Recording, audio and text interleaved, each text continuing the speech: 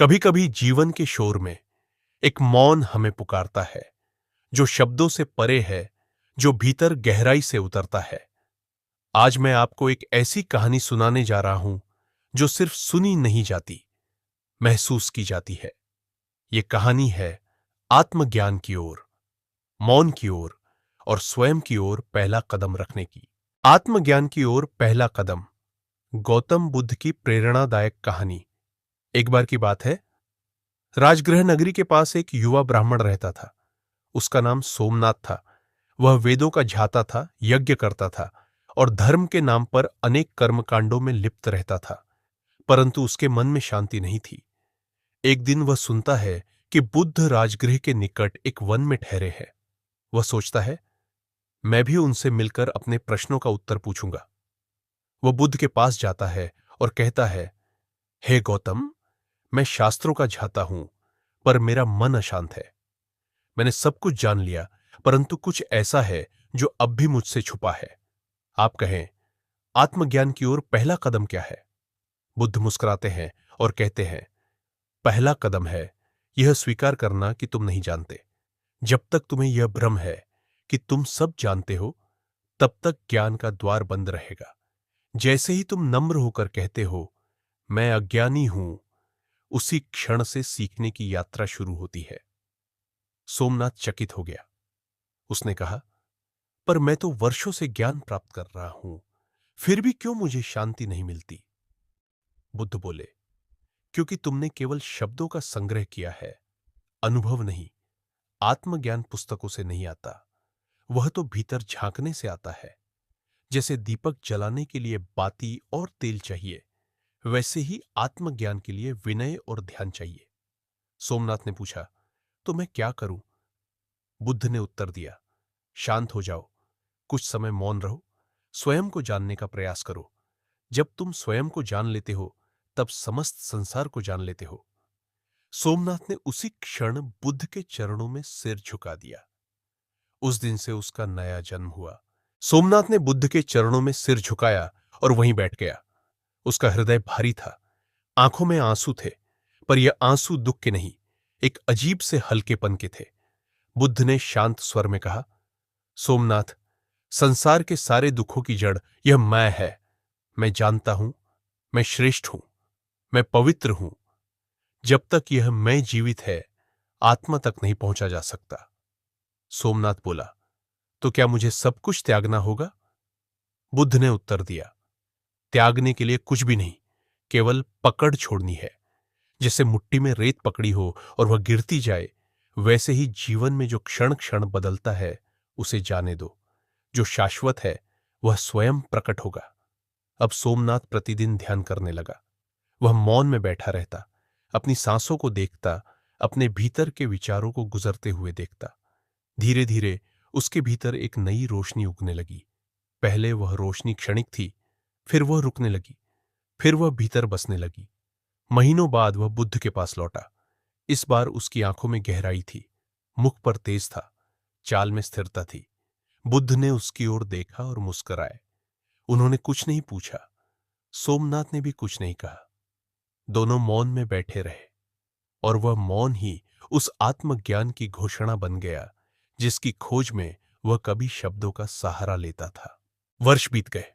सोमनाथ अब एक साधक नहीं, एक दर्पण बन चुका था। जो भी उसके पास आता, स्वयं को देख लेता। एक दिन एक युवक उसके पास आया, आंखों में बेचैनी, हृदय में प्रश्न। उसने पूछा, स्वामी, क्या आप बुद्ध हैं? सोमनाथ मुस्कुराया और बोला, नहीं, बुद्ध तो वह है जिन्होंने मुझे मेरे अंधकार में जलता दीप दिखाया। मैं तो बस उस दीप की लौ में बैठा एक जिज्ञासु हूं। युवक ने पूछा, आपके भीतर ऐसी शांति कैसे है? क्या आप किसी देवता की पूजा करते हैं?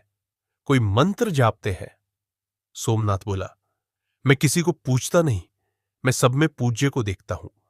मैं कोई मंत्र नहीं दोहराता, मैं हर श्वास को प्रभु की पुकार मानता हूं। और मेरी शांति का कारण है, मैंने अपने भीतर झांकना शुरू किया। युवक मौन हो गया। सोमनाथ ने आगे कहा, जिस दिन तुम दूसरों को बदलने के बजाय स्वयं को देखने लगते हो, उस दिन परिवर्तन शुरू होता है। बुद्ध ने मुझे यही सिखाया था। बाहर की दुनिया तुम्हारा प्रतिबिंब है। स्वयं को जानो, फिर सब कुछ स्पष्ट हो जाएगा। उस दिन वह युवक वहीं रुक गया, सोमनाथ की शरण में। अब बुद्ध की बात आगे बढ़ चुकी थी। एक दीप से दूसरा दीप जल चुका था, और यही था बुद्ध का मार्ग। अप दीपो भव, स्वयं दीपक बनो। अब न कथा थी, न श्रोता, बस मौन था, और उस मौन में आत्मज्ञान का वास। वर्षों बीत गए। सोमनाथ अब गहरे वनों में साधना करता, कभी गांवों में जाकर शांति का संदेश देता। उसके पास अब न कोई पुस्तक थी, न कोई ग्रंथ, बस मौन था और अनुभव की आंच में तपा हुआ हृदय। एक दिन वह एक नदी के किनारे बैठा ध्यान कर रहा था। तभी एक वृद्ध व्यक्ति वहां आया। उसके चेहरे पर थकान थी, आंखों में पश्चाताप।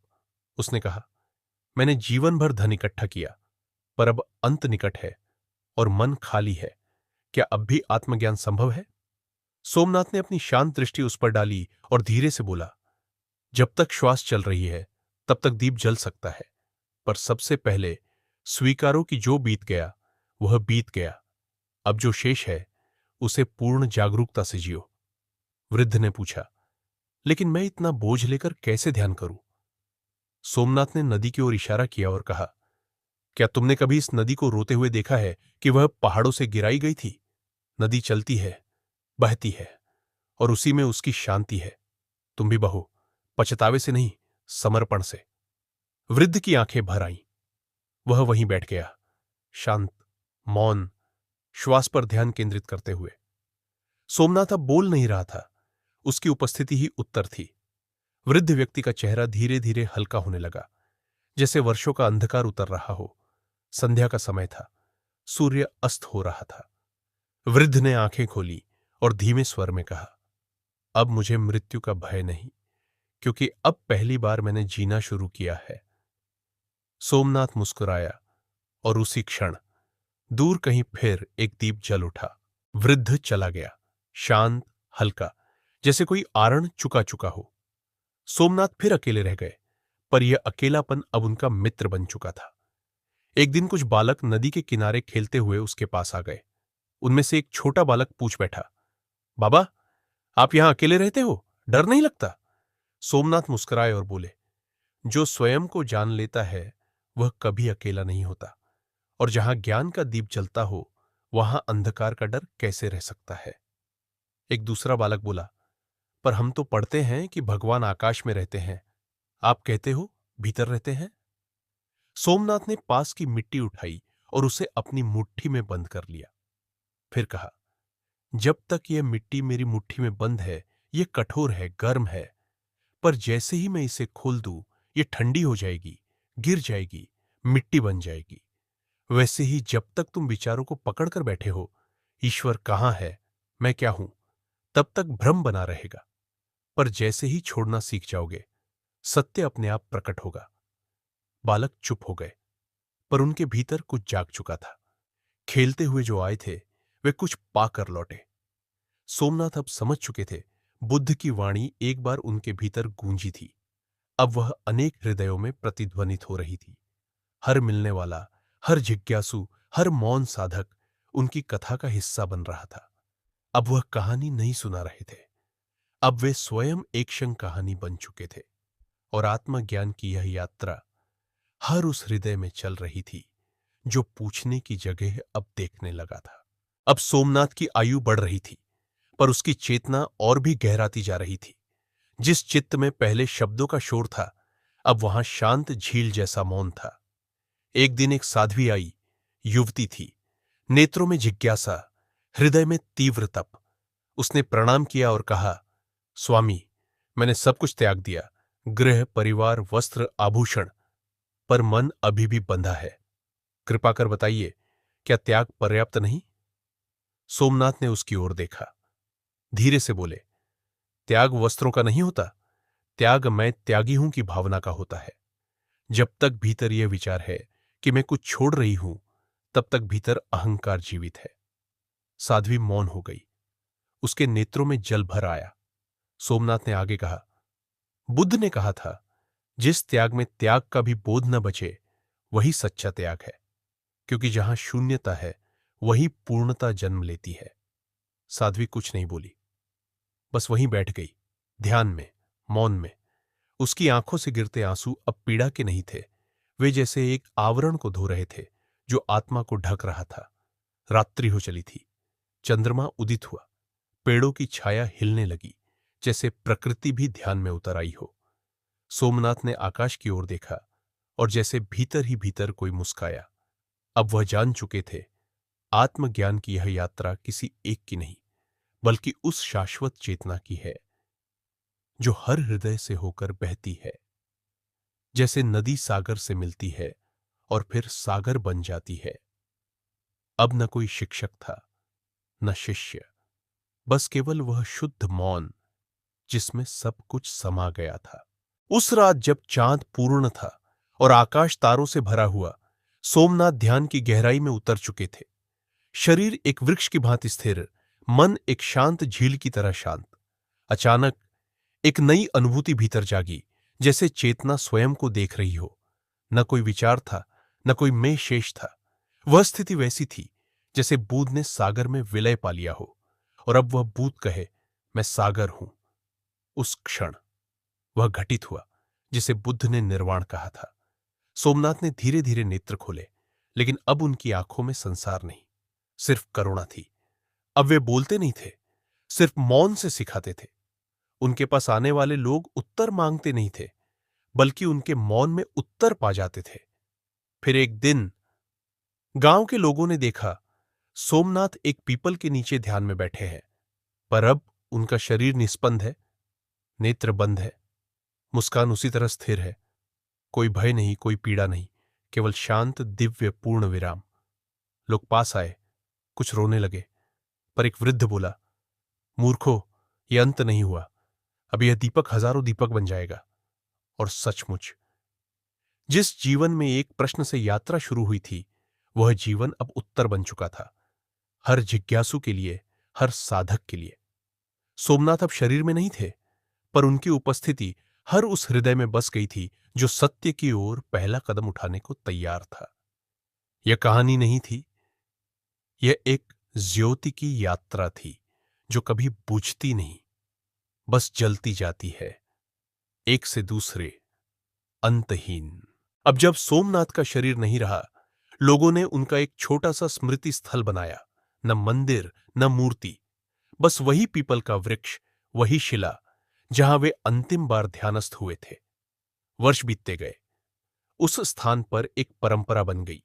हर पूर्णिमा को लोग मौन बैठते। कोई प्रवचन नहीं होता, कोई विधि नहीं, केवल मौन जिसमें स्वयं से मिलना संभव हो सके।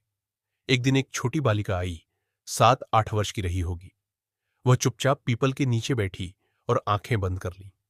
पास बैठी एक वृद्धा ने पूछा, बिटिया, तुम क्या कर रही हो?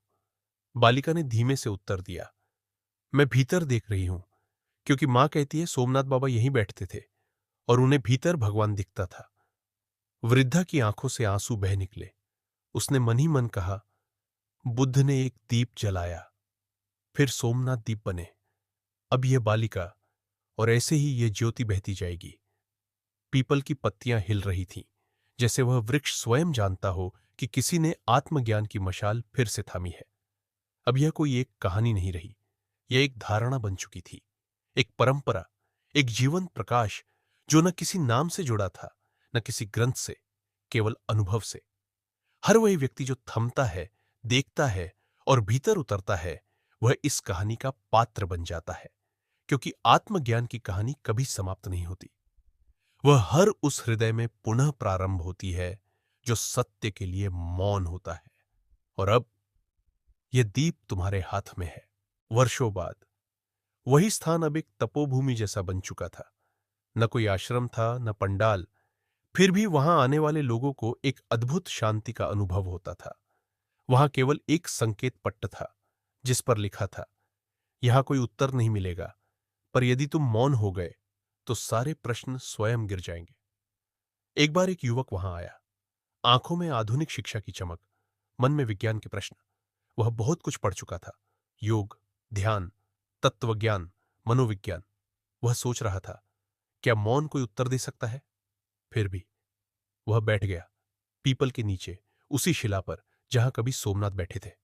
पहला दिन बेचैनी, दूसरा दिन विचारों की बाढ़, तीसरा दिन थकान, चौथा दिन मौन, पांचवा दिन केवल सांसें थीं और सांसों के बीच जो रिक्तता थी, वहीं उसने पहली बार खुद को देखा। उसे लगा जो खोज में बाहर कर रहा था वह तो भीतर पहले से था। वह उठा नहीं, वह जगा। अब वह युवक वहां प्रतिदिन आने लगा। किसी को उपदेश नहीं देता, किसी को समझाता नहीं, बस मौन बैठता है। धीरे धीरे और लोग भी बैठने लगे। बिना शब्दों की एक परंपरा बनती जा रही थी, सोमनाथ की मौन परंपरा। अब किसी को ज्ञान देने की आवश्यकता नहीं थी।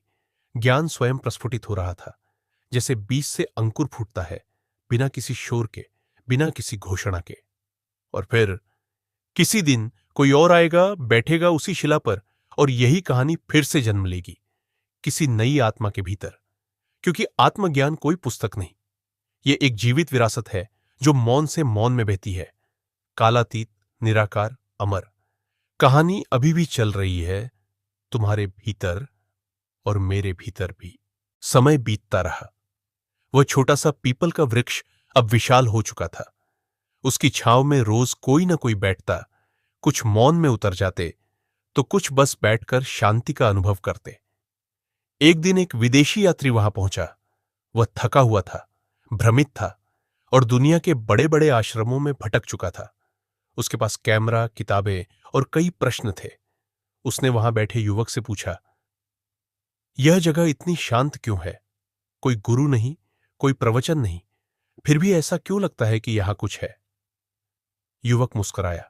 उसने कुछ नहीं कहा, बस पास की मिट्टी उठाई, उसे धीरे से हवा में उड़ाया और अपनी आंखें बंद कर ली। विदेशी यात्री पहले चकित हुआ, फिर झेप गया, फिर बैठ गया। पहली बार उसने भी कुछ नहीं पूछा, और जब कुछ नहीं पूछा तो भीतर से कुछ फूटने लगा। उसकी आंखें बंद थी, पर भीतर एक दरवाजा खुलने लगा था। एक ऐसा दरवाजा जिसे न भाषा से खोला जा सकता है, न तर्क से, न विधि से, केवल मौन से। उसने आंखें खोली। अब वह वही व्यक्ति नहीं था जो कुछ समय पहले आया था। उसने कैमरा बंद कर दिया, किताबें रख दी और धीरे से कहा, मैंने पहली बार अपने भीतर किसी को सुना। उस दिन से उसने दुनिया भर में इस स्थान की बात नहीं फैलाई, क्योंकि वह जान चुका था यह जगह प्रचार से नहीं, प्रश्न से नहीं, बल्कि प्रस्तुति से जीवित है। अब कभी कोई बालक आता है, कभी कोई वृद्धा, कभी कोई राजा, तो कभी कोई भिक्षु। वह शिला सबकी प्रतीक्षा करती है, वह पीपल सबको छांव देता है, और वह मौन हर आत्मा को धीरे से अपने भीतर बुला लेता है। यह कहानी चलती रहेगी जब तक कोई आत्मा स्वयं से मिलने की आकांक्षा रखती है, जब तक कोई मौन में उतरने का साहस करता है। क्योंकि आत्मज्ञान न समय जानता है, न स्थान। वह बस इतना जानता है, जब तुम तैयार होते हो वह प्रकट हो जाता है। अब यह कहानी तुम्हारे भीतर सांस ले रही है। बस मौन हो जाओ और उसे सुनो। एक दिन उसी पीपल के नीचे एक बच्चा आया, 10 वर्ष का। उसके हाथ में एक पुरानी डायरी थी जो उसके दादाजी की थी। डायरी में बस एक वाक्य लिखा था, पीपल के नीचे मौन में उतरना, वहीं जीवन का द्वार खुलता है। बच्चे ने अपनी मां से पूछा था, मां, दादाजी तो मर गए, ये द्वार अब कहां है? मां ने कोई उत्तर नहीं दिया, बस उसका हाथ पकड़ा और उसे वहीं ले आई, पीपल की छांव में। बच्चा अब शिला पर बैठा था। उसने डायरी खोलकर रख दी और मां की ओर देखा, जैसे पूछना चाहता हो, अब क्या? मां ने कहा, कुछ नहीं, बस बैठो, जैसे दादाजी बैठते थे। बच्चा आंखें बंद कर बैठ गया। पहले क्षणों में हंसी आई, फिर बेचैनी, फिर उबाऊपन, फिर एक लंबी सांस, और फिर एक गहरा मौन। उसकी मां दूर बैठी देख रही थी। उसका बच्चा अब सिर्फ उसका नहीं रहा, वह अब उस परंपरा का हिस्सा बन रहा था जिसे बुद्ध ने एक मौन से शुरू किया था, जिसे सोमनाथ ने जिया था, जिसे अब कोई नाम नहीं, बस अनुभूति थी। कुछ देर बाद बच्चा उठा, डायरी बंद की और बोला, मां, मुझे लगा कोई मेरे भीतर से बोल रहा था। मां की आंखों से अश्रु बहने लगे, क्योंकि वह जान गई थी आत्मज्ञान की ज्योति अब एक और दीप में समा गई है। और फिर वर्षों बीतते गए। वह बच्चा बड़ा हुआ, लोग उसे मौन का मित्र कहने लगे। वह कभी प्रवचन नहीं देता था, केवल सुनता था। इतनी गहराई से सुनता कि लोगों को अपने ही शब्दों में उत्तर मिलने लगता। जब उससे कोई पूछता, तुम कौन हो, तो वह कहता, मैं वही हूं जो सुन रहा है, और तुम भी वही हो, बस ध्यान दो। अब वह पीपल वृक्ष हजारों अनुभवों का साक्षी बन चुका था। हर पत्ता किसी साधक की यात्रा का गवाह, हर हवा की सरसराहट किसी मौन संवाद की ध्वनि। और कहानी अब एक वृत्त बन चुकी थी, जहां आरंभ और अंत का कोई भेद न रहा, जहां हर आने वाला अपने ही भीतर लौट जाता था। यह कहानी अब भी लिखी जा रही है, शब्दों से नहीं, मौन से। और जब तुम अगली बार मौन होगे, तो शायद तुम भी इस कहानी में एक पंक्ति जोड़ दोगे, बिना कहे, बिना बोले, बस होकर। समय जैसे रुक गया हो, या शायद वह मौन की चाल में चल रहा था, धीरे पर बहुत गहराई से। अब वह पीपल वृक्ष सिर्फ एक वृक्ष नहीं था, वह एक जीवित चेतना बन चुका था। लोग उसे छूते नहीं थे, सिर्फ पास बैठ जाते थे, जैसे कोई प्राचीन मित्र हो जो तुम्हारे बिना कुछ कहे सब जानता हो। उसी जगह पर एक दिन एक युवा साधक आया। वह भ्रमण करते हुए वहां पहुंचा था। उसके पास कोई योजना नहीं थी, केवल एक अंदरूनी खिंचाव था, जैसे कोई अदृश्य हाथ उसे वहां खींच लाया हो। वह बैठा और बैठता ही चला गया, घंटों, फिर दिन भर, फिर रात्रि तक। किसी ने उसे टटोला नहीं, किसी ने उसे कोई निर्देश नहीं दिया। और उस रात्रि, जब सारे पत्ते शांत थे, जब चंद्रमा वृक्ष की डालियों से झांक रहा था, उस साधक के भीतर एक विस्फोट हुआ। शब्दों के परे का ज्ञान। उसने कोई दृश्य नहीं देखा, कोई प्रकाश नहीं फूटा, कोई आकाशवाणी नहीं हुई, पर जो कुछ भी वह वर्षों से जानता आया था, सब कुछ एक क्षण में अर्थहीन हो गया। और फिर जो अनकहा था, वही सच बन गया। सुबह वह उठा, उसका चेहरा शांत था, नेत्रों में स्थिर गहराई थी। लोगों ने उससे पूछा, क्या तुमने कुछ प्राप्त किया? उसने मुस्कुराकर उत्तर दिया, नहीं, पर अब कुछ भी खोया हुआ नहीं लगता। अब वह भी वहीं रहने लगा, पर न तो वह शिक्षक था, न साधक कहलाना चाहता था। वह सबके साथ बैठता, जल लाता, सूखे पत्ते समेटता, और जब कोई कुछ पूछता तो कहता, बैठो, देखो, कुछ मत करो। और यही कुछ मत करो धीरे धीरे सबसे अधिक होने लगा। वह स्थान अब एक केंद्र बन चुका था, बिना किसी दीवार के, बिना किसी नेतृत्व के, बिना किसी धर्म, जाति, लिंग या आयु के भेद के। यह केवल मौन था, और मौन में बहती एक अदृश्य परंपरा, जो बुद्ध से चली थी, जो सोमनाथ से बहती रही, जो उस बालिका, उस युवक, उस विदेशी यात्री, उस साधक के भीतर जलती रही, और अब जो तुम तक पहुंच चुकी है। अब कहानी रुक नहीं सकती, क्योंकि यह अब केवल कहानी नहीं, एक आंतरिक जागृति बन चुकी है। जिस दिन तुम भी अपनी आंखें बंद करोगे, सांसों की गति को देखोगे, और स्वयं से प्रश्न नहीं, साक्षी भाव से देखना शुरू कर दोगे, उस दिन तुम इस कहानी में प्रवेश कर चुके होगे। और फिर कोई और कहेगा, कहानी आगे जारी है, क्योंकि एक और दीप जल चुका है। अब वो जगह कोई तीर्थ नहीं, कोई संगठन नहीं, बल्कि एक जीवित मौन का घर बन चुकी थी। हर व्यक्ति जो वहां आता, कुछ खोकर लौटता था, अपना अहम, अपना द्वेष, अपना भ्रम, और हर व्यक्ति कुछ पाए बिना ही पूर्ण लौटता था। एक दिन वहां एक किशोर आया, चुपचाप। उसके माता पिता का देहांत हो चुका था, और संसार ने उसके प्रश्नों को अब भी तुम छोटे हो कहकर टाल दिया था। पर उसके भीतर आग थी, जिज्ञासा की आग, जीवन को जानने की तड़प। वह आकर शिला पर बैठ गया, जहां कभी सोमनाथ बैठे थे, जहां अब कोई नाम नहीं रह गया था, सिर्फ मौन रह गया था। उसने आंखें बंद की, और पहली बार किसी ने उसे कुछ बनने के लिए नहीं कहा। पहली बार किसी ने उसे ठीक हो जाने की सलाह नहीं दी। पहली बार कोई उसके आंसुओं को छुपाने नहीं आया।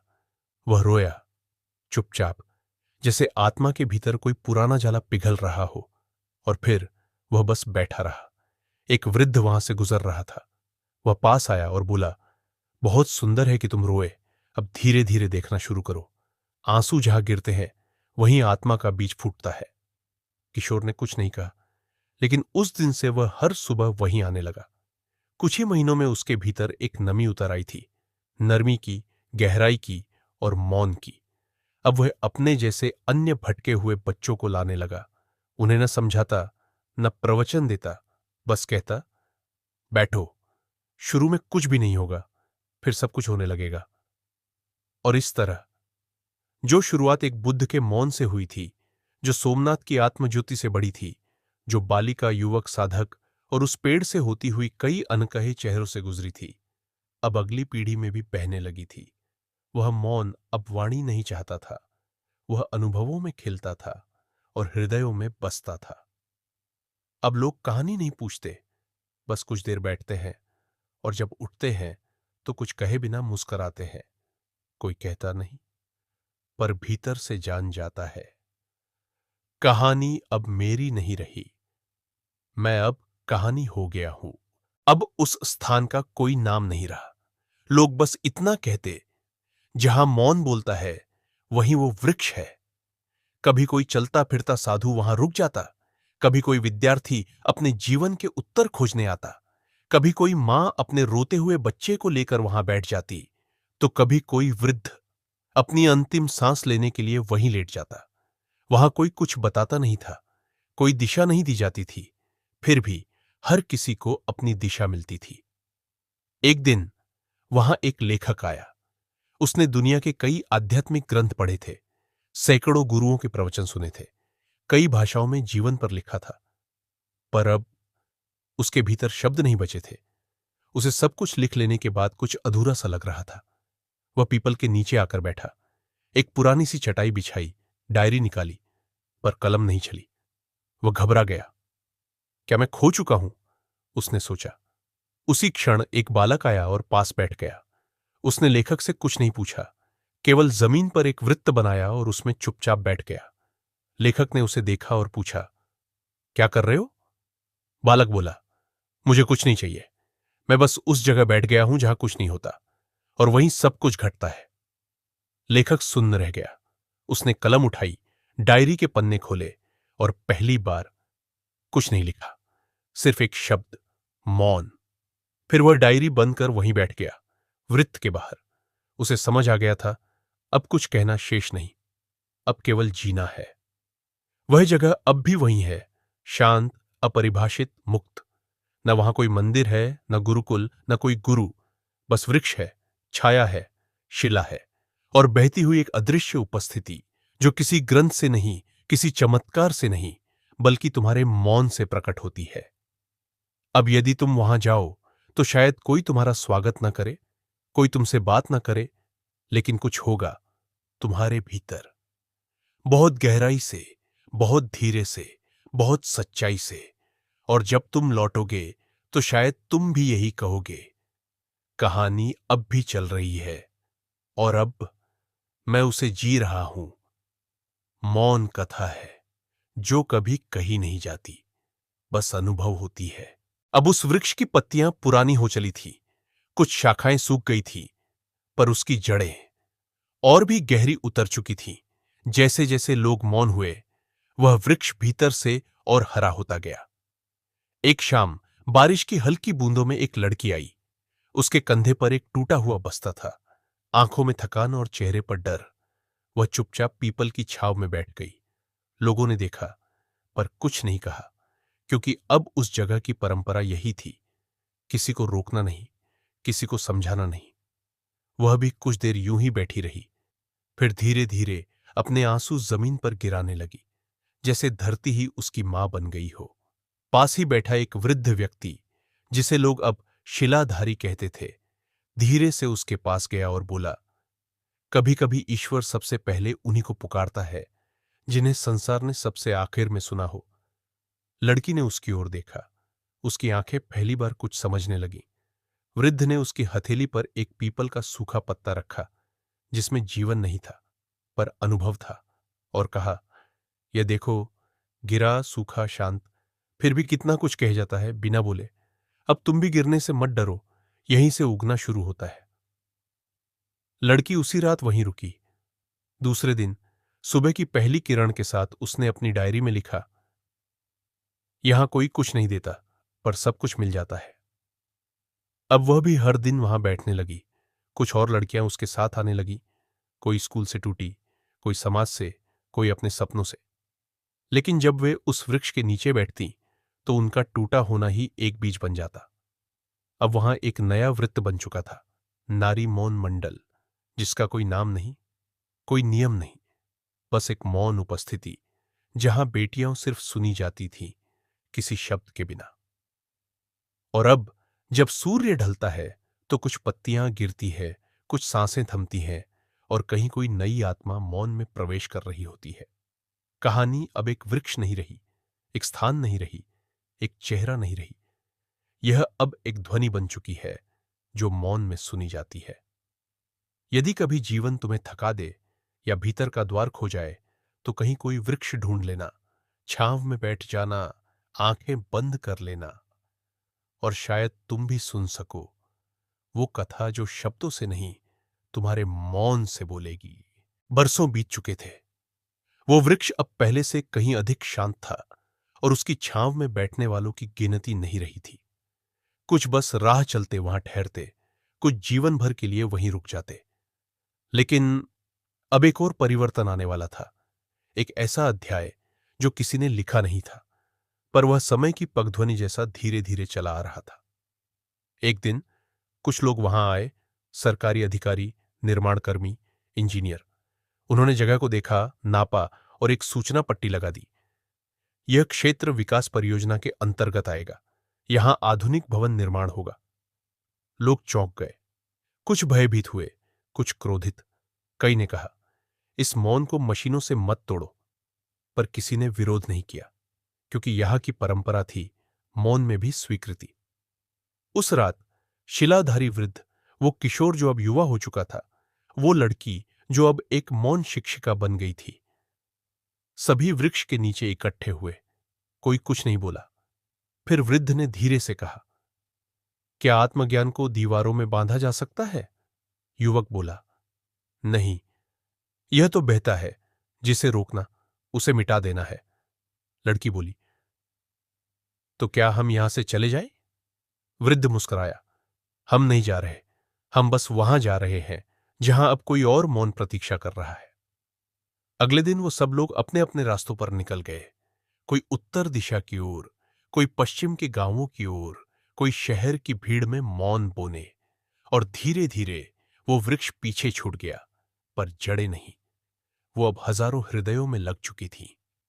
कुछ महीने बाद जहां वृक्ष था वहां अब एक चमकदार इमारत खड़ी थी। एसी हॉल, ग्लास की दीवारें, प्रोजेक्टर और बड़ी बड़ी किताबें। पर जो आता वो कुछ देर बैठने के बाद बेचैन हो जाता, क्योंकि वहां सब था सिवाय उस मौन के जो आत्मा को छूता था। उसी समय किसी पहाड़ी गांव में एक छोटा बालक एक नए पेड़ के नीचे बैठा था, आंखें बंद, सांसें स्थिर, हृदय मौन। उसके पास कोई गुरु नहीं था, कोई ज्ञान नहीं, सिर्फ एक पुराना पत्ता जिस पर लिखा था, जहां मौन है वहीं तुम हो। और बस वहीं से कहानी फिर शुरू हो गई। क्योंकि यह कथा न किसी भूमि की है, न किसी वृक्ष की।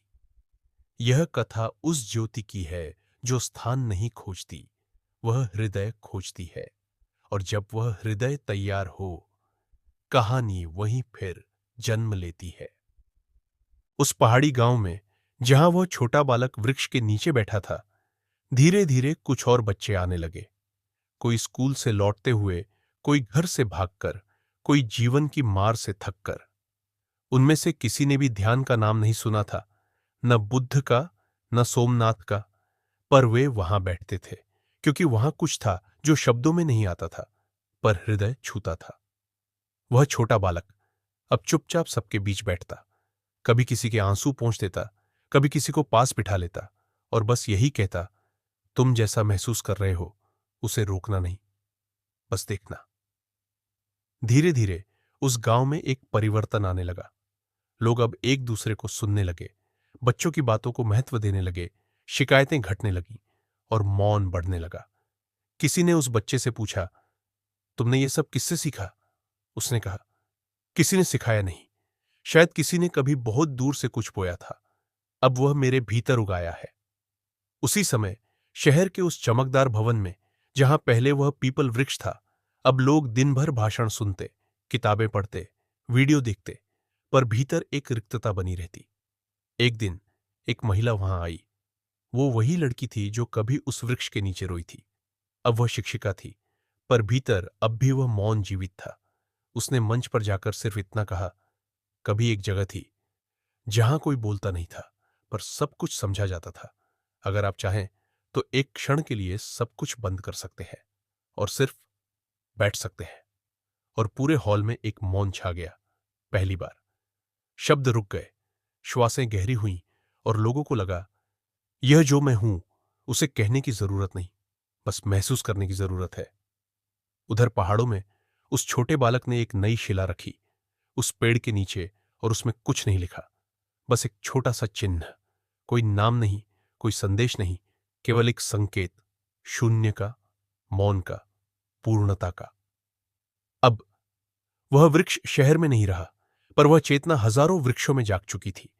अब हॉल की कुर्सियों में, ट्रेन के सफर में, विद्यालयों के कोनों में, किसी मां की गोद में या एक भिक्षु की आंखों में वह मौन छुपा बैठा है। और जब कभी तुम थको, उलझो या टूटो, तो उस वृत्त को याद कर लेना और बस बैठ जाना, शब्दों से बाहर, दुनिया से परे, सिर्फ अपने भीतर। क्योंकि यह कहानी तब तक नहीं थमेगी जब तक एक भी हृदय मौन के लिए तैयार है। क्योंकि आत्मज्ञान का दीप कभी बुझता नहीं, वह बस अगली लौ ढूंढता है। तो यह थी उस मौन की यात्रा जो कभी बुद्ध से शुरू हुई, सोमनाथ से बहती रही और अब हमारे समय के भीतर उतर आई है। कहानी पूरी नहीं हुई, क्योंकि हर वह व्यक्ति जो एक क्षण के लिए रुककर अपने भीतर झांकता है, वही इसका अगला पात्र बन जाता है। इसलिए अब अगला पृष्ठ तुम्हारे मौन में लिखा जाएगा।